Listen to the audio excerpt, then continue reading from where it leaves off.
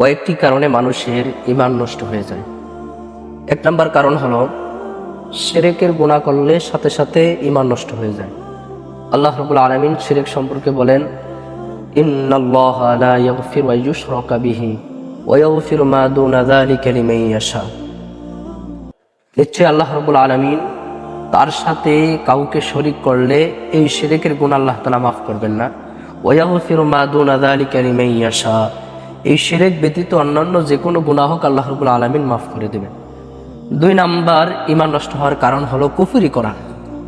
যারা আল্লাহ তাআলাকে অস্বীকার করে, যারা আল্লাহ রাব্বুল আলামিনের কোনো বিধানকে অস্বীকার করে, যারা আল্লাহ রাব্বুল আলামিনের কোনো হুকুম আহকামকে অস্বীকার করে, তাদের সাথে সাথে ঈমান নষ্ট হয়ে যাবে।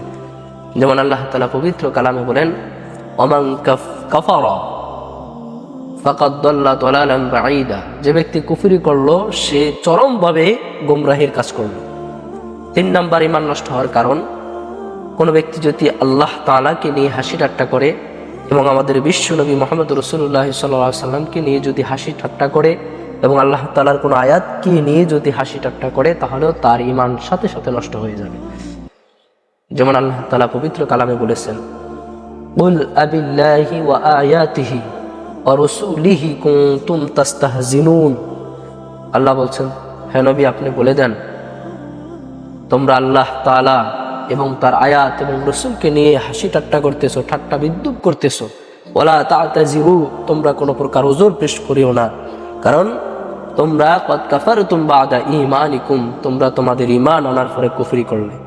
এজন্য রাসূলকে নিয়ে এবং আল্লাহ তাআলার আয়াতকে নিয়ে, আল্লাহ তাআলাকে নিয়ে কোনো প্রকার হাসি ঠাট্টা, কোনো প্রকার ঠাট্টা বিদ্রূপ করা যাবে না। চার নাম্বার ঈমান নষ্ট হওয়ার কারণ, ইচ্ছাকৃতভাবে নামাজ তরক করলে।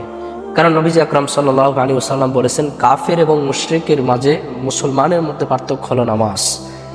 কাফেরা নামাজ পড়ে না, মুসলমানেরা নামাজ পড়ে। পাঁচ নম্বর ঈমান নষ্ট হওয়ার কারণ, আল্লাহ তাআলা ব্যতীত অন্য কারো কাছে সাহায্য প্রার্থনা করা। আল্লাহ রাব্বুল আলামিন পবিত্র কালামে বলেছেন, ইয়্যাকা না'বুদু ওয়া ইয়্যাকা নাস্তাঈন, তোমরা আমার ইবাদত করো এবং আমার কাছেই তোমরা সাহায্য চাও। আল্লাহ বলছেন, ওয়ালা তাদউ মিন দুনিল্লাহ, তোমরা আমি আল্লাহ ব্যতীত কাউকে ডাকিও না। মা লা ইয়ানফাউকা ওয়া লা ইয়াদুররুকা, যে তোমার কোনো উপকার করতে পারবে না, কোনো ক্ষতি করতে পারবে না, এমন কোনো জিনিসকে তোমরা ডাকিও না। 6 নাম্বার ঈমান নষ্ট হওয়ার 6 নাম্বার কারণ, হারামকে হালাল বলা, হালালকে